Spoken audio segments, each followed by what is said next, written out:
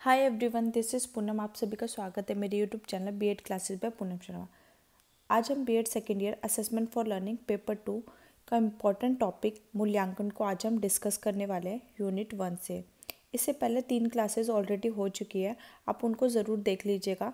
BEd second year का मैंने playlist भी बना रखा है, वहाँ पे भी चेकआउट कर सकते हैं। इसका लिंक मैं आपको डिस्क्रिप्शन बॉक्स में डाल दूँगी।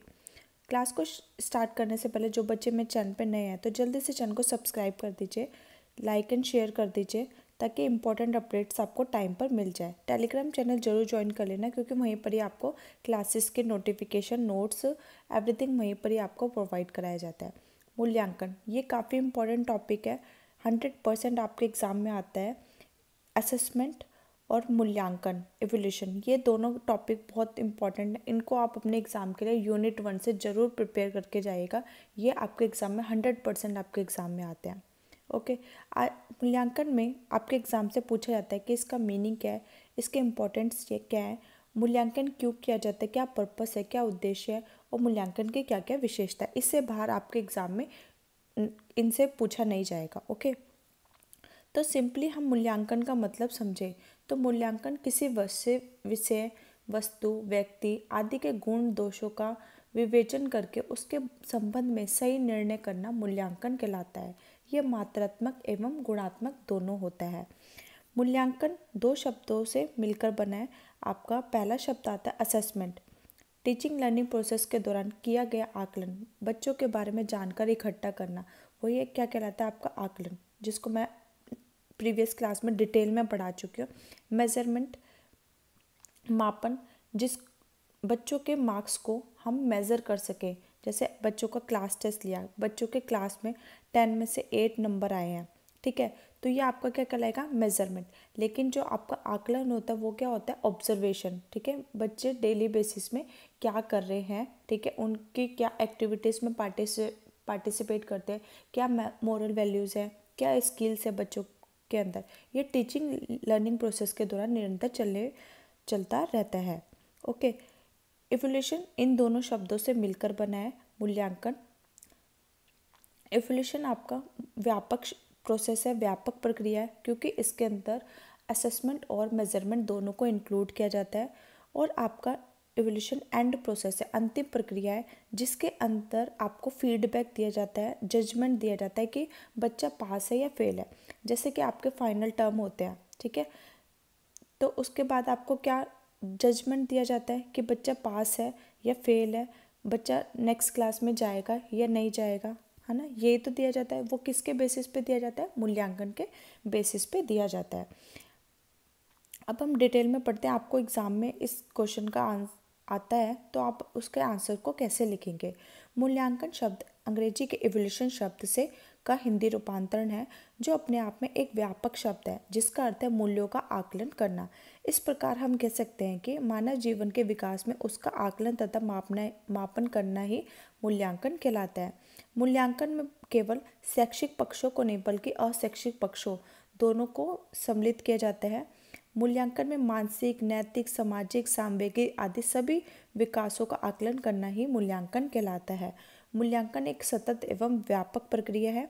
मूल्यांकन प्रक्रिया शिक्षण के अंत में किया जाता है। मूल्यांकन क्या आपका एंड प्रोसेस है, जो आपके जैसे आपका फाइनल टर्म होता है, फिर आपका रिजल्ट आता है, रिपोर्ट कार्ड आता है, उसी को हम क्या कहते हैं, मूल्यांकन कहते हैं।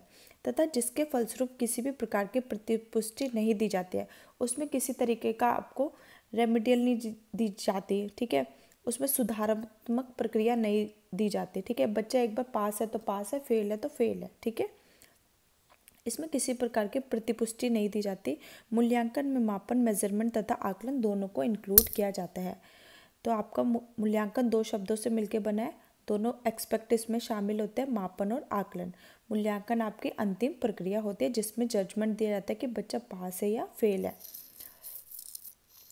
मूल्यांकन की परिभाषा, डिफरेंट फिलोसफर ने परिभाषा दी है। आप एक तो परिभाषा अपने एग्जाम में जरूर लिखिएगा, इसके आपको अलग से मार्क्स मिलते हैं। रेमस एवं गेज के अनुसार मूल्यांकन के अंदर व्यक्ति या समाज अथवा दोनों की दृष्टि में जो उत्तम है अथवा वांछनीय उसी को मानकर चला जाता है। एनसीईआरटी के अनुसार द्वारा प्रतिपादित परिभाषा के अनुसार मूल्यांकन एक प्रक्रिया है जिसके द्वारा ये ज्ञात किया जाता है कि लक्ष्य किस सीमा तक प्राप्त हुए हैं, कक्षा में दिए गए अधिगम अनुभव कहाँ तक प्रभावशाली सिद्ध हुए हैं और कहाँ तक शिक्षा के लक्ष्य पूर्ण किए गए हैं। ठीक है, जब हम बच्चों का मूल्यांकन करते हैं, टीचर भी कक्षा में जब आता है तो किसी उद्देश्य के साथ आता है कि मुझे बच्चे को इस टॉपिक को समझाना है। ठीक है, और बच्चों ने भी कहाँ तक किस सीमा तक सीखा है, ये हमें किसके द्वारा पता चलेगा? जब हम बच्चों का टेस्ट लेंगे, बच्चों का से क्वेश्चंस पूछेंगे, तो ये किसके द्वारा संभव है? मूल्यांकन के द्वारा संभव है। दांडेकर के अनुसार मूल्यांकन सीक्वेंस वाइज क्रमबद्ध ढंग से हमें ये बताता है कि बालक ने किस समय सीमा तक उद्देश्यों को प्राप्त किया है। मूल्यांकन के क्या उद्देश्य है, क्यों हम मूल्यांकन करते हैं, मूल्यांकन के क्या क्या उद्देश्य हैं, पर्पस है। मूल्यांकन के द्वारा अंतिम निर्णय दिया जाता है कि बच्चा आपका पास है या फेल है, जिसके आधार पर परीक्षा प्रणाली में सुधार किया जाता है। ठीक है, बच्चों के लिए हमने जो करिकुलम बनाया है, बच्चों में उसका परफॉर्मेंस अच्छा नहीं आ रहा तो हम अपनी शिक्षा प्रणाली में, परीक्षा प्रणाली में ही सुधार करेंगे। ठीक है, मूल्यांकन के द्वारा छात्रों को निर्देशन एवं परामर्श दिया जाता है। ठीक है, बच्चों के जब फाइनल रिजल्ट आता है, किसी बच्चे के 90 मार्क्स आए हैं, ठीक है, उसी बेसिस पे उसको साइंस दिया जाएगा। अगर 60% है तो उसको आर्ट्स दी जाएगी। तो बच्चों को मार्गदर्शन भी दिया जाता है और सजेशन भी दी जाती है। ठीक है, मूल्यांकन शिक्षकों एवं अभिभावकों को बच्चों में होने वाले परिवर्तनों की जानकारी देता है। मूल्यांकन शिक्षक की योग्यता एवं कुशलता की भी जांच करता है कि टीचर कितने इफेक्टिव तरीके से बच्चों को समझा पाया है और टीचर की क्लास का क्या परफॉर्मेंस है। तो मूल्यांकन शिक्षक पर भी जांच करता है। मूल्यांकन के माध्यम से शिक्षकों को छात्र के अध्ययन और उसके विकास का पता लगता है। मूल्यांकन के द्वारा यह भी जानकारी मिलती है कि निर्धारित उद्देश्य कहाँ तक प्राप्त किए गए हैं। मूल्यांकन के द्वारा ही छात्रों को उनकी प्रगति के संबंध में जानकारी प्राप्त होती है। मूल्यांकन की आवश्यकता क्यों पड़ती है एवं महत्व क्या है? आपके क्वेश्चन एग्जाम में यह आवश्यकता पूछ लिया, महत्व, आपको सेम ही आंसर लिखना है। सबसे पहले मूल्यांकन आपके क्या क्रमबद्ध प्रक्रिया है, ये निरंतर चलने वाली प्रक्रिया है। जब तक बच्चे का पूरा सेमेस्टर कंप्लीट नहीं हो जाता तब तक यह प्रक्रिया चलती ही रहती है। मूल्यांकन एक क्रमबद्ध प्रक्रिया है जो विद्यार्थियों की लगातार मापन एवं आकलन करती रहती है ताकि विद्यार्थी नियंत्रित एवं अनुशासन में रहें। फिर आपका सेकंड आता है कौशलों में निपुणता का मापन। मूल्यांकन के द्वारा विद्यार्थियों के शिक्षा में सभी पक्षों का मापन किया जाता है, चाहे उनके शारीरिक हो, मानसिक हो, इमोशनली हो, सांवेगिक हो, या ठीक है, सभी पक्षों को देखा जाता है। और साथ ही साथ विषय वस्तु, पढ़ाई से रिलेटेड की याद करने की अतिरिक्त चिंतन, तर्क शक्ति व सृजनात्मक क्रिएटिविटी कितनी है उसको भी प्रोत्साहित किया जाता है। थर्ड आपका आता है ज्ञान की सीमा में वृद्धि ज्ञात करने में सहायक। मूल्यांकन विद्यार्थी एवं शिक्षक दोनों को ही वृद्धि के लिए प्रेरित किया जाता है।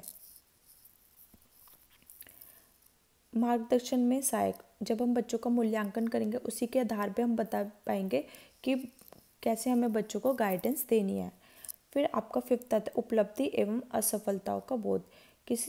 किसी बच्चे के 100 में से 80 मार्क्स है तो वो उसकी उपलब्धि है, लेकिन किसी के 100 में से 50 मार्क्स है तो उनकी असफलताओं के मार्क्स क्यों कम आए उसका भी हमें मूल्यांकन के द्वारा ही बोध होता है। अब मूल्यांकन की विशेषताएं क्या क्या हैं? पहले मूल्यांकन की विशेषता आती है वैलिडिटी। ठीक है, जो भी हम मूल्यांकन कर रहे हैं वो एकदम वैध होने चाहिए, बिल्कुल सही होने चाहिए। ठीक है, वैध मूल्यांकन वह होता है जो वास्तव में उसी बात का परीक्षण करे जिसके बारे में वह जानना चाहता है। रूल्स उसी के लिए बने हों जिस पर्पस के लिए हमने बनाए हुए हैं। ओके, सेकंड आपका आता है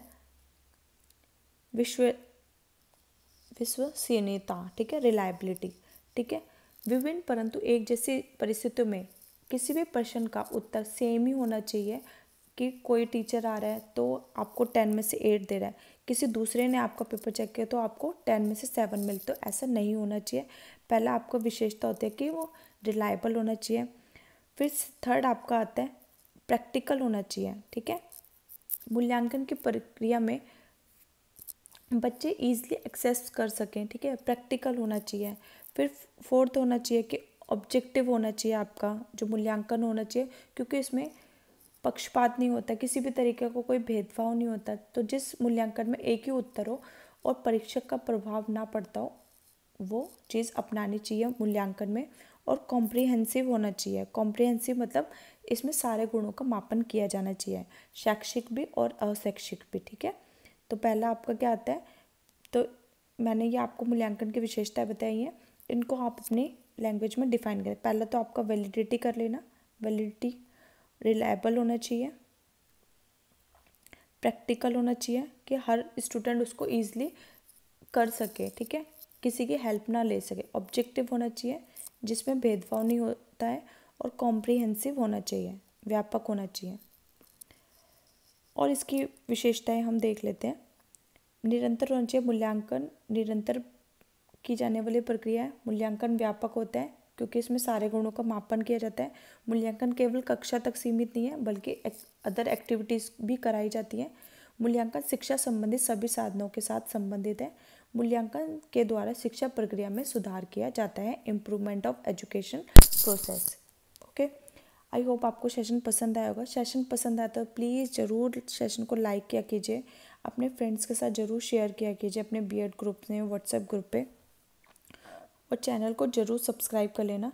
क्लासेस की पीडीएफ उन्हीं बच्चों को अवेलेबल होगी जिन्होंने मेरे चैनल को सब्सक्राइब कर दिया। चैनल को जरूर सब्सक्राइब कर लेना। टेलीग्राम चैनल जरूर ज्वाइन कर लेना। कमेंट करके ज़रूर बताना आपको सेशन कैसा लगा। आपके कमेंट्स मेरे को रियली बहुत मोटिवेट करते हैं नेक्स्ट वीडियो बनाने के लिए। तो आज का सेशन हम यहीं ख़त्म करते हैं। Thanks for watching.